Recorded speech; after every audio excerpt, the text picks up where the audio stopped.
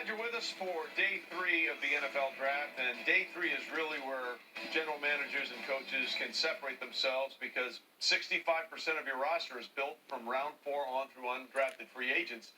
And someone who's done a really good job at that and is also acutely aware of why we're doing the draft the way we're doing it this year joins us now, and that's Saints head coach Sean Payton.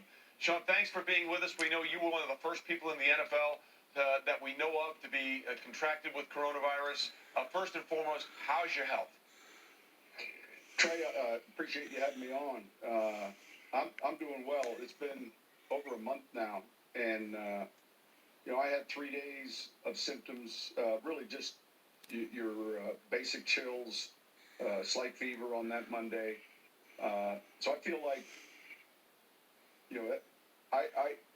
I was fortunate. I didn't have any of the respiratory issues, and am far enough along now, 3 weeks removed from any type of symptoms where, I'm doing really well. Thank you.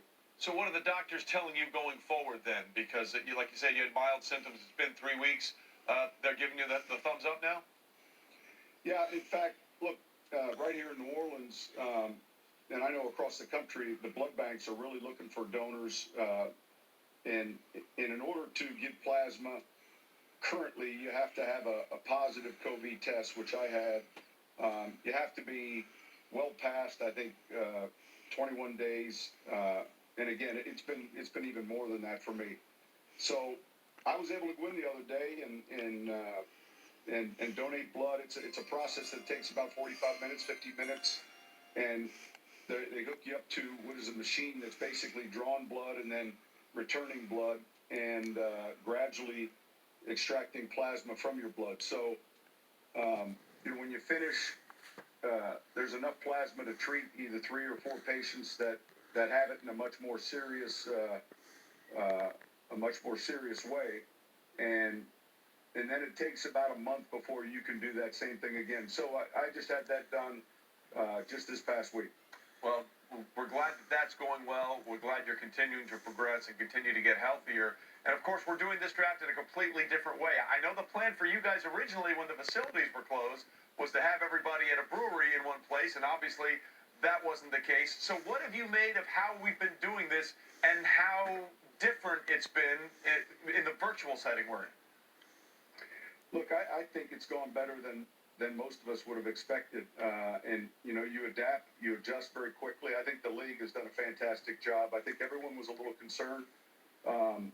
And our preparation, be it that it was a brewery, it was one owned by our owner and was really in a remote area. All of our scouts, all of our coaches were WebExing in, and there were just 2 or 3 of us at that main location. Now, we took our temperatures each day going into the meeting room. That worked out really good.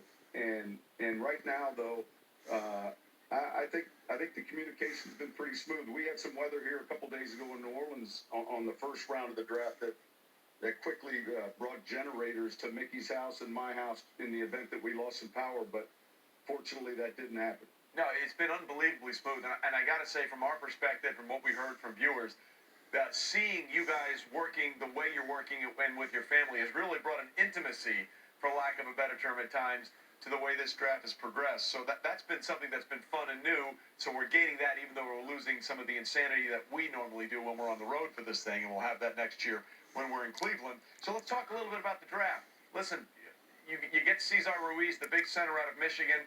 You guys know how important the middle of that offensive line has been for you in years past. What did you like most about him? There was an area we identified, an interior offensive lineman. Caesar's someone that we felt, was so consistent. You could pull out any game tape you wanted to. Week 1, week 2, week 3, go back a year ago. You see his footwork. He's got exceptional power. He's got a real good, strong punch. And if you look at his hands, they're size 11 hands. So just the consistency and then the makeup with this player, it was great to have a chance to see him live. It's unbelievable to watch these guys, to see their dreams unfold right in front of the camera. And back to your earlier point, this has gone so well, and I know there's a way you're used to doing things, but I would be surprised to see maybe some adjustments made because I think the fan loves to see a little bit more of the interaction with each of these draft picks in their houses, rather than in some setting maybe where they're all in their suits. And I just think it's been interesting. But Caesar's one of those players that we think can come in, play center, play guard.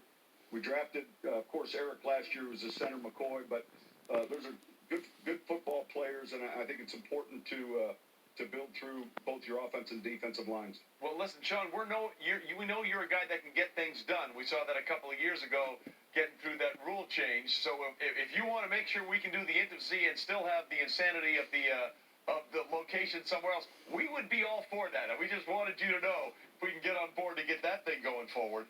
Now we have Zach Bond, the linebacker out of Wisconsin. Listen, he was unbelievable last year. 32, I think, combined sacks and tackles for loss for the Badgers. There was that story of the diluted sample that he let everybody know at the Combine.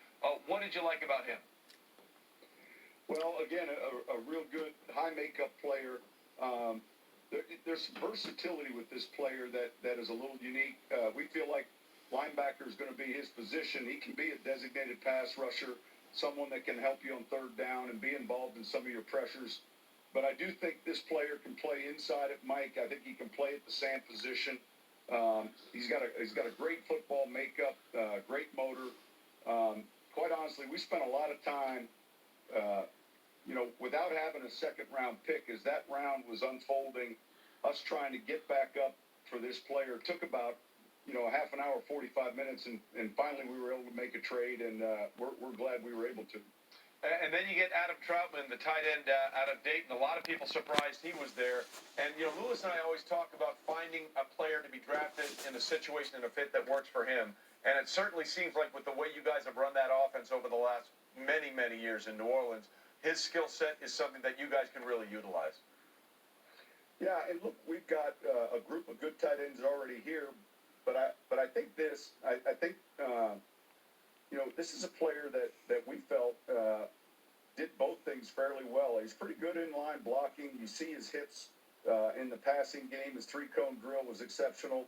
You see an athletic player. And one of the things about a smaller school is sometimes you want to see him against competition that steps up. I think we've seen that a little bit from him. I thought his combine was outstanding. Again, someone that we spent a little bit of time on, and then with a third-round selection, and that costing us, obviously our picks today, we're focused on free agency right now. Well, I was about to say, unless you guys trade back in, you guys are done for the draft, and it's on to the next thing, undrafted free agents. And then really the unknown, right? Because we have the virtual workouts, although you've told your team, don't worry about that, be ready and rested and come back to training camp healthy. What are your expectations for what comes next after this, Sean? Well, look, I think gradually we've seen it around the country, and I think our league and all the sports leagues are going to pay close attention to, where this is all going. I think the one concern I mentioned this earlier is, I feel like we're doing good. I mean this as a country, and we're in the third quarter, maybe the early fourth quarter. I hate to use that example, but we're talking about taking our starters out of the game with a 10-point lead, and I feel like we've got to be smart about this. But I think our leadership will pay close attention to it. I think when the time's right, we'll be back. I think the bigger question is going to be our fans in the stadiums. That's going to be, I think, the bigger challenge. But clearly, through this spring, we've got a veteran team, and we want them focused on their families, focused on getting in shape the best they can, paying attention to their state and city guidelines.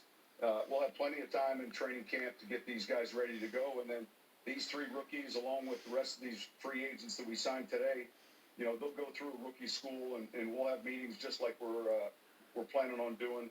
But with the veterans, we'll see those guys in July. Well, listen, Sean, it is always good to talk football with you, especially good to talk to you and know that you're on the way to a full recovery. Appreciate your time, my friend. Thanks for being with us. Thank you, Trey. Appreciate you. You got it. Sean Payton doing great work and doing his part. And there you see what he was talking about, helping donate plasma to help COVID-19 patients. That was on Monday.